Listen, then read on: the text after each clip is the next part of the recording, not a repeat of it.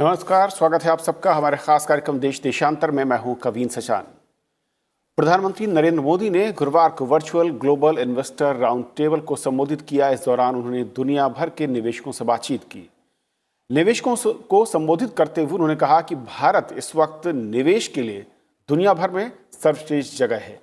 PM Modi ने कहा कि अगर आपको विश्वसनीयता के साथ रिटर्न चाहिए तो भारत उसके लिए सही विकल्प है, और अगर आपको लोकतंत्र के साथ मांग चाहिए तो भारत सही जगह है।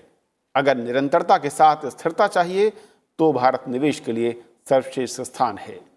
तो आज समझेंगे अपने कार्यक्रम में कि इस वक्त दुनिया में जो माहौल है उसके बीच में आर्थिक नजरिए से जो बड़े निवेशक हैं उनके लिए भारत किस तरीके का विकल्प है, और भारत में इसे लेकर क्या प्रयास सरकारों की ओर से हुए हैं, क्या कदम उठाए गए हैं, और उसका असर पिछले कुछ महीनों में किस तरीके से नजर आया है, और आने वाले समय में निवेशकों के नजरिए से भारत की पोजीशनिंग क्या होने जा रही है। हमारे साथ तीन खास मेहमान हैं। हमारे साथ प्रोफेसर चरण सिंह जी हैं, सीईओ हैं एग्रो फाउंडेशन से। सर, बहुत बहुत स्वागत है आपका। हमारे साथ दिलीप चुनाव हैं, सेक्रेटरी हैं जनरल फिक्की से। आपका स्वागत है सर। और एएस भल साहब हैं, former principal economic adviser government of India में रहे हैं। बहुत बहुत स्वागत सर आपका। शुरुआत मैं दिलीप जी आपसे करना चाहूँगा, क्योंकि जब निवेशकों की बात हो और दुनिया भर के बड़े निवेशकों के साथ प्रधानमंत्री मुखातिब हों, उनके साथ उन्होंने जो बातचीत की है और जो की फैक्टर भारत के लिए पॉजिटिव पॉइंट्स हैं वो उन्होंने डिटेल में उसको बताया। किस तरीके से देखते हैं वो तमाम इस वक्त जो माहौल है, चाहे वो सुरक्षित रिटर्न की बात हो, विश्वसनीयता की बात हो, या फिर जो एटमॉस्फेयर है। जो प्रधानमंत्री ने जो अपने ये ग्लोबल इन्वेस्टर्स के मीट में जो आपने उनको एड्रेस किया था, उनमें तीन खास बात है। जैसे आपने कहा कि उन्होंने भारत का एक तरीके से बोला कि हमने बहुत तरीके से रिफॉर्म किए हैं, अलग अलग तरीके से रिफॉर्म किए हैं। हमने एक कोऑर्डिनेटेड मैकेनिज्म हैंड होल्डिंग के लिए इन्वेस्टर्स के लिए एक तरीके से किया है, और हमने मैन्युफैक्चरिंग को बढ़ावा देने के लिए हमने कई और कदम उठाए हैं, जो जैसे कि प्रोडक्शन लिंक्ड इंसेंटिव वगैरह है, और हमने फाइनेंशियल सेक्टर में रिफॉर्म किया है। पिछले 5 महीने में जहां तक दुनिया भर में फॉरेन डायरेक्ट इन्वेस्टमेंट के डिक्लाइन हो रहा था, भारत में 13% इंक्रीज हुआ है। तो उन्होंने कहा कि ये एक तरीके से इंडिया की जो इकोनॉमिक जो आपने स्थिरता के साथ ग्रोथ कहा था, स्टेबिलिटी एंड ग्रोथ के साथ कहा था, तो उन्होंने ये आंकड़े सामने किए। उन्होंने एक बहुत ही महत्वपूर्ण बात कही थी, क्योंकि विश्व भर में जो खासतौर के बड़े इन्वेस्टर्स हैं, क्योंकि ये जो कल का जो प्रोग्राम था ये एक तरीके से इंफ्रास्ट्रक्चर के लिए भी था, जो उन्होंने कहा था कि पोर्ट्स, एयरवे, एयरपोर्ट्स, रोडवेज, इन रेलवेज, इन सब में है। और उन्होंने कहा था कि खाली केवल टीयर 1 सिटीज में नहीं है, टाउन्स, टीयर 2 और टीयर 2 टाउन्स में भी एक फुल अपॉर्चुनिटी है और डाइवर्स अपॉर्चुनिटीज है। और क्योंकि ये बड़े फर्म्स जो है इकोनॉमी, सोशल और गवर्नेंस, ये ईएसजी का जो उन्होंने कल शब्द का प्रयोग किया था, ये बड़े इन्वेस्टर्स खूब देख रहे थे। उन्होंने ये भी जिक्र किया था कि जो भारत से जो इन्वेस्टर्स कॉल में है, कई कंपनियों में ये बेस्ट प्रैक्टिस किया गया था। तो एक तरीके से एक पूरा इंडिया को प्रोजेक्ट करना, और इंडिया एक ग्रोथ अपॉर्चुनिटी है, ये बहुत अच्छे से कम्युनिकेट किया था। और कहा था कि ये जो मैं एक आपके एस्पिरेशंस और विजन को मैं भारत के साथ अलाइन करना चाहता हूँ, ये शुरुआत में उन्होंने एक ये स्टेटमेंट कहा। जी। और दिलीप साहब, एक चीज़ और, जिस तरीके से पिछले कुछ महीनों के आंकड़े हैं और जो जिसका जिक्र आपने किया, फॉरेन डायरेक्ट इन्वेस्टमेंट की बात कहें, वहाँ जो ग्रोथ दिख रही है, और जो इन्वायरमेंट इस वक्त इंटरनेशनल लेवल पर है, और उसमें बहुत महत्वपूर्ण हो जाता है कि जिसका जिक्र पीएम ने क्या किया, डेमोक्रेसी, डेमोग्राफी और डाइवर्सिटी। और उस नज़रिए से अगर देखें तो जो हमने रूल्स बनाए हैं, जिन पॉलिसीज़ को हमने अडॉप्ट किया है, उनको कैसे आप देखते हैं और कितनी क्रूशियल है अगर फॉरेन डायरेक्ट इन्वेस्टमेंट के नज़रिए से देखें, और ख़ासतौर पर इंफ्रास्ट्रक्चर सेक्टर को ही समझें तो अगर आप देखें तो पिछले कई महीनों से जो अगर पिछले साल देखें तो फॉरेन इन्वेस्टर्स के जो थे वो कह रहे थे ईज ऑफ डूइंग बिजनेस नहीं है, टैक्स रेट बहुत हाई है इंडिया में, लेबर में कोई परिवर्तन चाहिए। अगर आप देखिए, ये 3 मेजर कंप्लेंट्स थे एक तरीके से फॉरेन इन्वेस्टर्स को इंडिया के साथ। तो प्रधानमंत्री ने कहा था, भाई हमने तो टैक्स रेट्स दुनिया में सबसे लोएस्ट लेके आए हैं, मैन्युफैक्चरिंग में बहुत कॉम्पिटिटिव है, तो वो टैक्स रेट्स के ऊपर एक क्लियर संदेश था।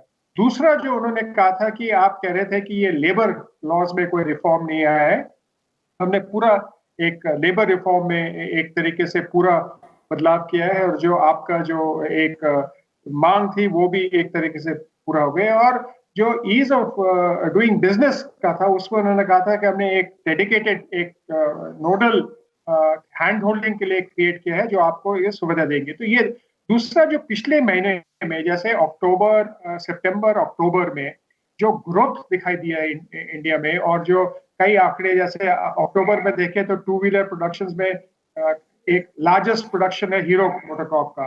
आप देखें तो ऑटोमोबाइल इंडस्ट्री काफी ग्रोथ रेट पे आ गई 2 महीने कंसेक्यूटिवली।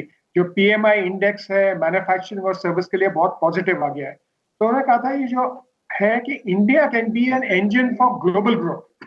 ने कहा इंडियन इकोनॉमी रेजिलियंस है। हमने शुरू में कोविड को कंटेन करने के लिए कोई कदम उठाए थे, अब जो है इन्वेस्टमेंट आ रही है, हमने रिफॉर्म्स किए हैं, और भारत में जो ग्रोथ दिखाई देता है आगे, अगर आप इन्वेस्ट करोगे तो ये ग्लोबल ग्रोथ इंजन हो जाएगा, और पूरे विश्व का जो पूरा ग्रोथ जो नेगेटिव टेरिटरी में जा रहा है उसको कम करने में एक बहुत महत्वपूर्ण रोल प्ले कर सकता है। राइट। चरण सिंह सर, क्योंकि जब भी बड़े निवेशकों की हम बात करते हैं, 2-3 बड़े ही क्रूशियल मैं कहूँ कि एलिमेंट या फैक्टर हैं। पहला ट्रस्ट को लेकर है, दूसरा स्टेबिलिटी को लेकर है, और तीसरा रूल्स रेगुलेशन में लाल फीताशाही कम से कम हो और सिंगल विंडो सिस्टम के जरिए उनको मौका मिले। और अगर इस नज़रिए से देखें तो इस वक्त भारत ऐसे निवेशकों के लिए क्या ऑफर करता हुआ नजर आता है, और उनके लिए किस तरीके के बड़े बदलाव हमने पिछले कुछ वर्षों में या कुछ महीनों में किए हैं? सबसे बड़ी बात जो है, जो देश की विशालता है, वो प्रधानमंत्री जी ने बहुत अच्छे तरीके कल बयान किए हैं। आपने उसको संक्षिप्त में कहा, डेमोक्रेसी, डेमोग्राफी, डिमांड, डाइवर्सिटी। तो मुझे ये लगता है कि हम इसे देश कहते हैं, पर असलियत में एक पूरा कॉन्टिनेंट है, और इधर हर किस्म की डेमोग्राफी है, यंग एंड ओल्ड है और मिडिल इनकम है। उन्होंने कल न्यू मिडिल इनकम की भी बात की, उनके लिए घर बनाने वो भी बात की। जो डेमोग्राफी है वो बहुत बड़ी शक्ति होती है, और जैसे ही कुछ देशों में, जैसे जापान में डेमोग्राफी, वहाँ की जो पॉपुलेशन है काफी ओल्ड हो रही है, उनकी डिमांड का पैटर्न अलग होता है। पर जहाँ पे इतनी यंग डेमोग्राफी है, यहाँ पे 34 साल से नीचे करीब 70 करोड़ लोग हैं, तो उससे आप अंदाजा लगा लीजिए कि कितनी वाइब्रेंट ये इकॉनमी होगी। उसके अलावा कुछ ग्रामीण इलाके हैं, कुछ शहरी हैं, शहरी कुछ उसके अलावा बहुत अमीर लोग हैं, कुछ मिडिल इनकम हैं, कुछ अलग किस्म के हैं, वो सब डिमांड्स अपनी कर रहे हैं। तो जिस तरीके की ये देश है, उसमें इतनी वाइब्रेंट इकोनॉमी है कि कोई भी जो पूंजीपति है उसका मन होगा कि यहाँ पर आके वो पैसा डालें और उसका फायदा उठा सके। दूसरी बात जो प्रधानमंत्री जी ने बहुत अच्छे तरीके बात की, अभी दिलीप चनाय भी कह रहे थे, इंफ्रास्ट्रक्चर के ऊपर। आप उधर अपॉर्चुनिटीज देखिए कितनी ज्यादा हैं। एयरपोर्ट्स बन रहे हैं, सी पोर्ट्स बन रहे हैं, मेट्रो रेल बन रहे हैं, वाटरवेज बन रहे हैं, और वो 4 धाम की जो है, हम लोगों ने अभी तक पूरे रूप से उसको तैयार नहीं किया, पर अगर एक बार उसको पूरे रूप से तैयार कर लेंगे, ऊपर बद्रीनाथ है, नीचे रामेश्वरम है, द्वारका वेस्ट में है, पूरी ईस्ट में है, पूरे कंट्री में इंफ्रास्ट्रक्चर आप देखिए किस तरीके बन जाएगा। तो मेरा भाव ये है कि ग्रोथ की जो अपॉर्चुनिटी है इस देश के अंदर, वो सिर्फ आज ही नहीं या अगले 2 वर्ष नहीं, अगले 50 साल तक। और ये कुछ आपको डेटा मैं आपके साथ शेयर करना चाहूंगा। हाँ, इस साल हमारी ग्रोथ थोड़ी नेगेटिव जा रही है, जिस तरीके हर एक ने अनुमान लगाया, रिजर्व बैंक ने लगाया, IMF ने भी लगाया है, पर अगले साल हम 8 और 9% के बीच ग्रो करेंगे। फास्टेस्ट, सबसे तेज ग्रो करने वाला देश बन। उसके आगे क्या होगा? ग्रोथ के लिए 2 चीजें बहुत जरूरी होती है, लेबर और कैपिटल। और हमारे पास लेबर है, और स्किल्ड लेबर है, और यंग लेबर है। तो इसलिए एक वो, बहुत बड़ा कंपोनेंट होता है ग्रोथ का। दूसरी बात, जहां पर अड़चने आ रही हैं उनको खोलना है। तो अभी अभी आपने देखा होगा कि फार्मर बिल्स, 3 फार्मर बिल्स बने, उससे जी। पूरी मार्केट खुल गई और अभी ये हब बन जाएगा एग्रीकल्चर एक्सपोर्ट्स का। तो प्रधानमंत्री जो बात कह रहे हैं और जो विदेशी लोग हैं जो देख रहे हैं कि पोटेंशियल ऑफ ग्रोथ अभी इंडिया में है।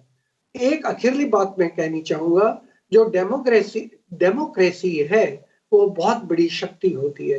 तो हमारे देश में जो डेमोक्रेसी रही है और डेमोक्रेसी जिस तरीके चल रही, इतना कुछ हो रहा है, इतने प्रांत है उनमें अलग अलग टाइम पे इलेक्शंस हो रही हैं, पर स्टेबिलिटी बनी हुई है, वो बहुत बड़ी बात है जो विदेशी देखते हैं। कितना इतना विशाल देश होने के बावजूद इसके अंदर निरंतर प्रगति है और शांति है और आगे बढ़ रहे हैं।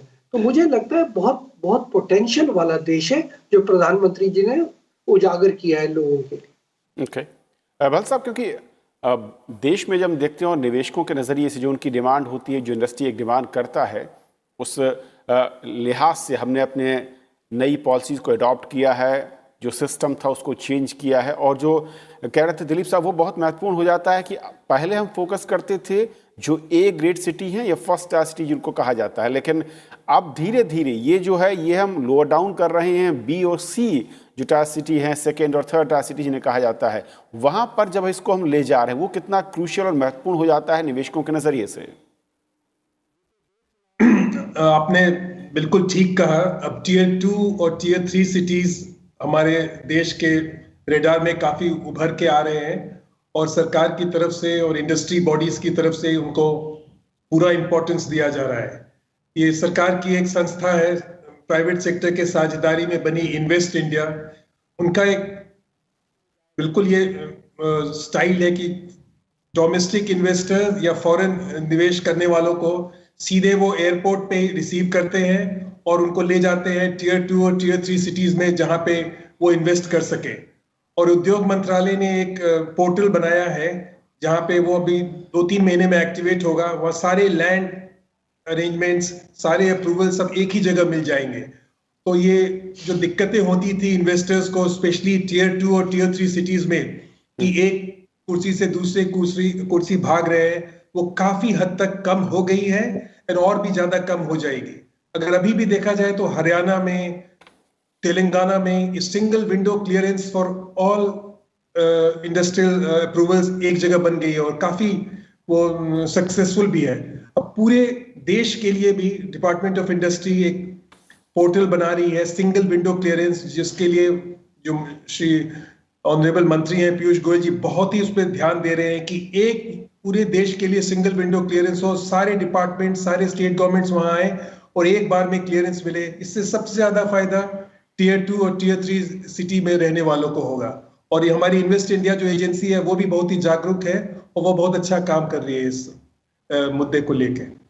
ओके दिलीप जी, जब हम नए नियम या नई पॉलिसीज़ को अडॉप्ट करते हैं, शुरुआती कुछ हर्डल्स होते हैं और स्टेट लेवल पर इस तरह की कई सारी रिपोर्ट्स आई कि कुछ स्टेट्स ने उनको लेकर बहुत अच्छा परफॉर्म किया, हालांकि कुछ जगहों पर इसमें इम्प्रूवमेंट की काफ़ी गुंजाइशें हैं। ये फैक्टर टीयर 2 और टीयर 3 में जब हम निवेशकों को आकर्षित करते हैं, उनको हम इन्वाइट करते हैं, कितना क्रूशियल है। और दूसरा ये कि लॉन्ग टर्म जो रिटर्न है जिसकी बात पीएम ने कही है, और भारत में जिस तरीके से कह रहे थे चरण सिंह सर की जो डाइवर्सिटी है, जिस तरीके का एज ग्रुप का जो मार्केट यहाँ पर दिखता है, वो एक निवेशक के नज़रिए से कितना ज्यादा महत्वपूर्ण है और कितना ज्यादा अट्रैक्टिव होता है।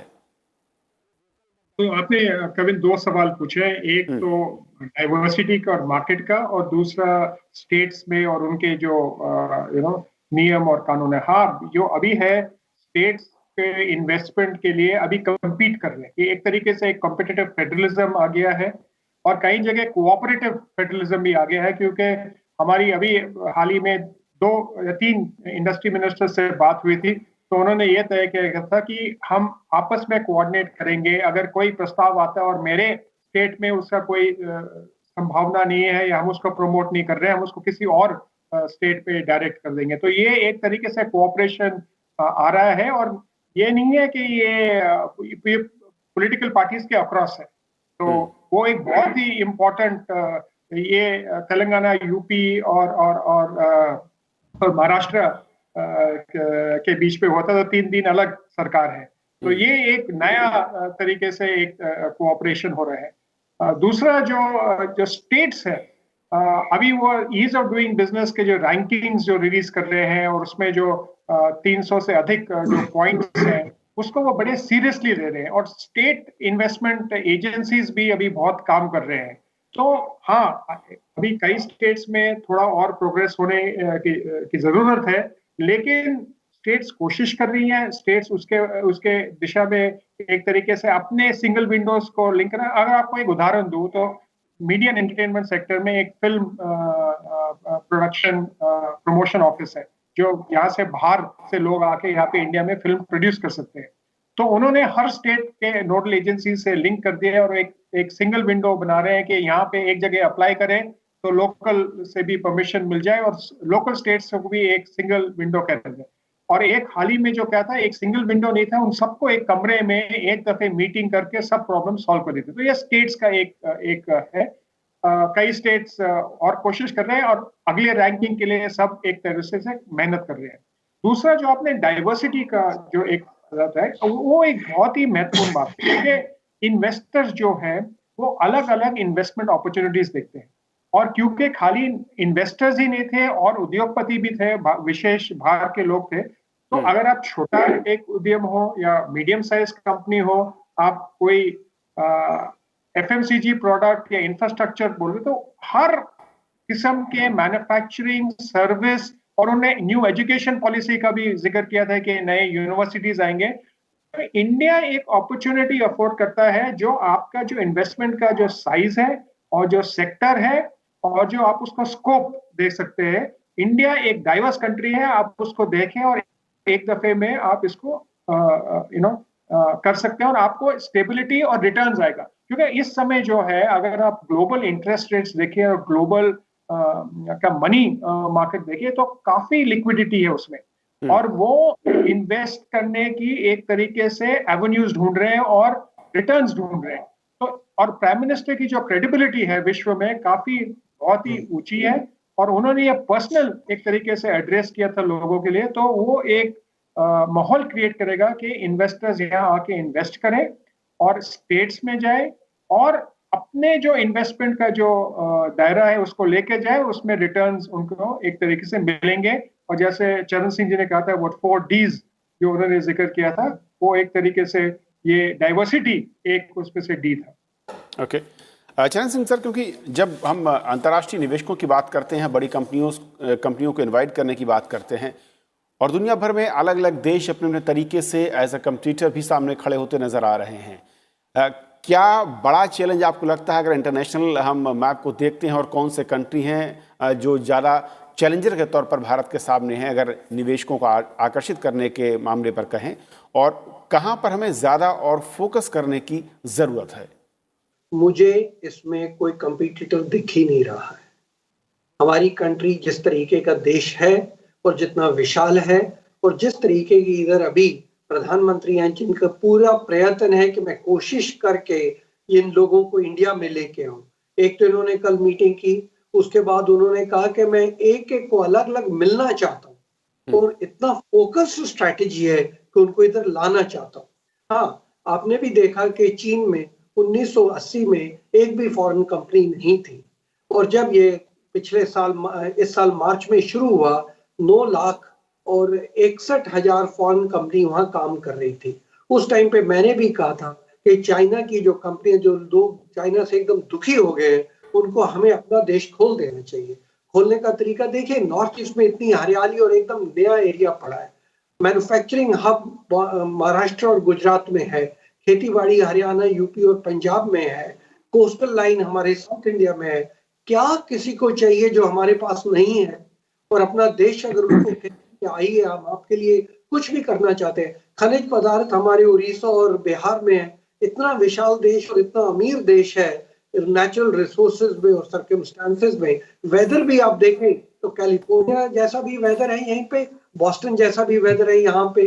तो इतना विशाल और इतना अमीर देश होने के कारण हमें सिर्फ अपना खोल के इन लोगों को बताना है कि क्या कुछ हमारे पास है। अभी लोग कहते हैं बांग्लादेश टेक्सटाइल में कम्पीट कर रहा है, वियतनाम ने कुछ हमारी इंडस्ट्रीज ले ली हैं, एस्टोनिया ने ले लिया है, इंडोनेशिया कुछ हद तक हमारे साथ compete कर रहा है। मुझे लगता है वो सब कंपटीशन की बात इसलिए हो रही है क्योंकि लोगों को पता नहीं कि देश में इस टाइम पे क्या हो रहा है, कितना वाइब्रेंट देश है, किस तरीके का प्रधानमंत्री है। जैसे अभी अभी दिलीप चिनॉय जी ने कहा कि देखिए किस तरीके की कॉपरेशन सामने आ रही है, महाराष्ट्र में कौन सी सरकार है, यूपी में कौन सी है, तेलंगाना में कौन सी है, कोई किसी को नहीं है। आइए, अगर मैं अपने देश अपने प्रांत में आपको नहीं कर पा रहा हूं तो मैं दूसरे प्रांत में आपको एकोमोडेट करूंगा। उस तरीके की जो फेडरल कोऑपरेशन की भावना शुरू हुई है वो बेमिसाल है।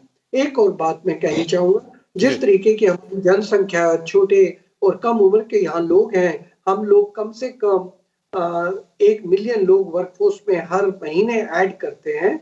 इसका मतलब 1 करोड़ लोग वर्कफोर्स में हर साल ऐड कर रहे हैं। इसलिए हम सबका यही प्रयत्न, पॉलिसी मेकर का यही प्रयत्न होना चाहिए कि जितने दुनिया भर के जॉब क्रिएटर्स को मैं यहाँ ला सकूं वो सबसे बढ़िया है। तो सिर्फ हवा में बातें नहीं हो रही हैं। सरकार ने जो इनकम टैक्स के ऊपर कहा है कि हम लोग इनकम टैक्स 15% का फ्रेश मैन्युफैक्चरिंग यूनिट पे लगाएंगे, सीधी बात है।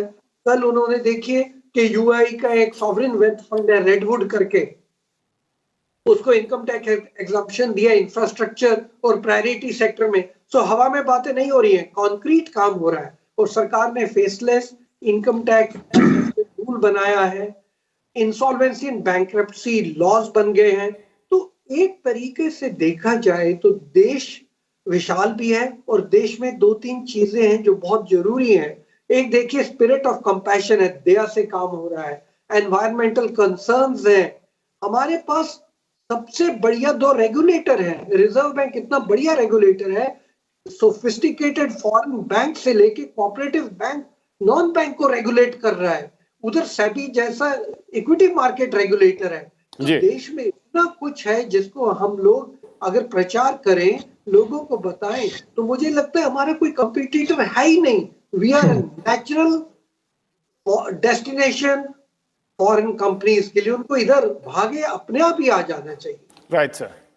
भल साहब, क्योंकि लॉन्ग टर्म जब हम निवेश की बात करते हैं और जिसे हम जो हमारा मकसद दिखता है सरकार की ओर से, पॉलिसी के लेवल पर अपना काम सरकारों की ओर से हो रहा है, बेहतर एनवायरनमेंट और राज्यों के स्तर पर ज़्यादा तालमेल, जिसके उदाहरण चिनॉय साहब ने दिए, उसको और बढ़ाने की ज़रूरत है, या इसके अलावा कुछ और आप लगता है कि क्रूशियल पॉइंट हैं जिन पर थोड़ा सा फोकस करके हम इम्प्रूव कर सकते हैं? ये सरकार और इंडस्ट्री बॉडीज में रेगुलर बातें होती रहती हैं और जो हमारे जो पेन पॉइंट्स हैं, जो मुद्दे हैं, जैसे लॉजिस्टिक्स, वो कॉस्ट थोड़ी हमारी अभी ज़्यादा है। वो ईज ऑफ डूइंग बिजनेस में हमारी रैंकिंग अभी 63 है दुनिया में, उसको भी और हम सुधार रहे हैं। हमारी इंफ्रास्ट्रक्चर, रोड्स एंड पोर्ट्स, इनको सुधारना है। तो ये 5-6 जो हॉरिजॉन्टल एनेबलर्स हैं, उस पर काफ़ी हद तक काफ़ी जोरों से काम चल रहा है। और फिर स्पेसिफिक जो इंडस्ट्री वर्टिकल्स भी हैं, जैसे इलेक्ट्रॉनिक्स है, जैसे फार्मास्यूटिकल्स है, जैसे कार्स है, इन सब इंडस्ट्रीज के लिए भी इंडस्ट्री एंड सरकार मिलकर के बॉडीज बनी है। इनको ठीक से देखा जा रहा है और इनके लिए स्पेसिफिक पॉलिसीज, उनको बूस्ट करने के लिए manufacturing, not only for make in India, for make for the world भी हो रहा है। जैसे चिनॉय साहब ने कहा, परफॉर्मेंस लिंक्ड इंसेंटिव्स दिए जा रहे हैं ना, मोबाइल फोन में, फार्मास्यूटिकल्स में, इन पे काफी जोर दिया जा रहा है। एक चीज और मैं मेंशन करना चाहूंगा, ये कोरोना के कारण ग्लोबल वैल्यू चेन्स को बहुत ही अब तीखी नजर से देखा जा रहा है कि इनको ज्यादा रोबस्ट बनाए और स्ट्रांग बनाए। किसी एक हमारे पड़ोसी देश के ऊपर बहुत ज्यादा निर्भरता नहीं होनी चाहिए, चाहे जैसे फार्मास्यूटिकल्स में हो या इलेक्ट्रॉनिक्स में हो या कोर कंपोनेंट्स में हो। इस पे हम लोग काफी जोर दे रहे हैं कि ये चीजें या तो देश में ही बनना शुरू हो या फिर किसी और देशों से भी उसको हमें इंपोर्ट किया जाए। सो ये ग्लोबल कोरोना एपिडेमिक से हमने ये बहुत बड़ी सीख सीखी है कि जो ग्लोबल, अब आपको मालूम होगा 70% of international trade takes place as part of global value chains. Components कहीं बनते हैं, असेंबल कहीं होती है, कार बिकता कहीं है, डिजाइन कहीं होती है। सो इस ग्लोबल वैल्यू चेन को अच्छे से टैप करने के लिए और इसको सुदृढ़ बनाने के लिए, सो दैट ऐसा ना हो कि अगली बार फिर पैंडेमिक हो और हमें हमारी दवाई की वैल्यू चेन किसी एक पड़ोसी कंट्री के कारण हम कमजोर पड़ जाएं। इस पे काफी जोर डाला जा रहा है। एक इंडस्ट्रियल पॉलिसी भी बन रही है, वो कुछ दिनों में निकलने वाली है, उसमें इन सब बातों पे भी और मजबूत किए जाने की बात है। Thank you. Okay Dilip sir, एक क्लोजिंग कमेंट में चाहूंगा आपका कि फ्यूचर अगर वे एड देखें, क्या कुछ और जहां पर थोड़ा सा और इम्प्रूव करने की जरूरत होगी? अभी जो जैसे आनंद सिंह बल साहब ने कहा था कि जो मुद्दे हैं सामने, अगर आप सेक्टर्स की बात करें तो पीयूष गोयल मिनिस्टर के नीचे 24 सेक्टर हम एक तरीके से देख रहे हैं, बारीकी से उसको क्या प्रॉब्लम्स है, क्या सुधार है, और जैसे ये 24 खत्म होंगे और भी सेक्टर्स आएंगे।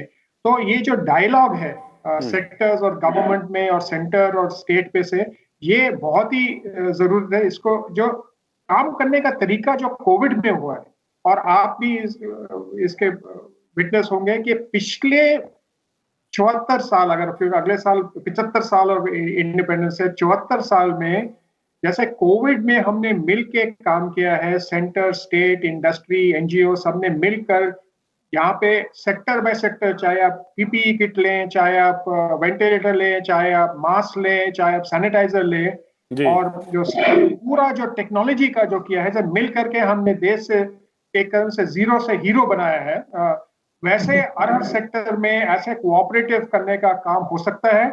और जैसे प्रधानमंत्री ने कहा था, हम विश्व का एक ग्रोथ इंजन हो सकते हैं, और जो पूरी जो एक जो ग्रोथ है विद स्टेबिलिटी, वो इंडिया एक सेंटर बन सकता है। राइट सर, बहुत बहुत शुक्रिया आप तीनों मेहमानों का हमारे साथ आज इस मसले पर जुड़ने के लिए और समझाने के लिए कि असल में जब निवेश के नज़रिए से देखते हैं और जो सहूलियत, जो कानून और जो पॉलिसी तैयार की गई, उसका असर क्या है, और भारत कैसे निवेश के लिए दुनिया में पहली वरीदा पर पहुंच सकता है, और उसका असर दुनिया में यानी कि वैश्विक अर्थव्यवस्था की रफ्तार बढ़ाने में कितनी मददगार हो सकती है। बहुत बहुत शुक्रिया आप तीनों का। आज फिलहाल इतना ही। नमस्कार।